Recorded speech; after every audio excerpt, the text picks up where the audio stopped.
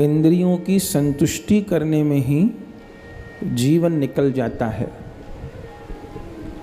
आँखों को वो दिखाया जो आँखों को अच्छा लगा, कानों को वो सुनवाया जो कानों को अच्छा लगा, जीभा को, मुख को वही खिलाया जो उसने मांगा। हर इंद्रिय ने अपने अपने विषय को मांगा,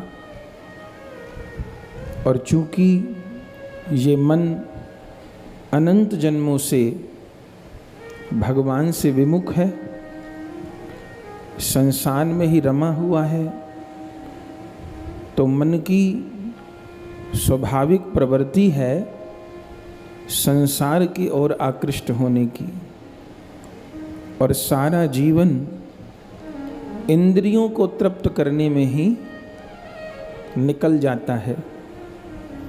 लेकिन इंद्रियां आज तक तृप्त नहीं हो पाईं।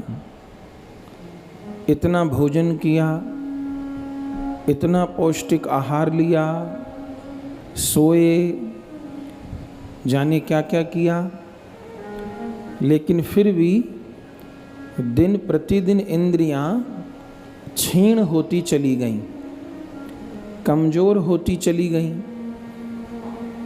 आँखों से दिखना बंद हो गया, कम हो गया, कानों की सुनने की शक्ति कम हो गई, बोलने की शक्ति कम हो गई, काम करने की क्षमता कम हो गई। जबकि इन इंद्रियों को सुखी करने के लिए क्या क्या नहीं किया, इन इंद्रियों को ही तृप्त करने में लगे हुए हैं। लेकिन इंद्रियां तृप्त नहीं हुई, और इन इंद्रियों को तृप्त करते करते एक दिन जीवन ही पूरा हो जाता है। अंततः इन इंद्रियों के विषयों को पूरा करने में जीव जो पाप कर्म करता है उसका फल उसको भोगना पड़ता है। गो कहते हैं इंद्रियों को। गो माने गाय भी होता है, और संस्कृत में गो माने इंद्रियां भी होता है। गोविंद शब्द का क्या अर्थ है? गैयाओं के स्वामी को, गैयाओं के रक्षक को भी गोविंद कहते हैं, और इंद्रियों के स्वामी को भी गोविंद कहते हैं। तो हम सबकी इंद्रियों के स्वामी कौन है? गोविंद। ये इंद्रियां भगवान की सेवा के लिए मिली हैं।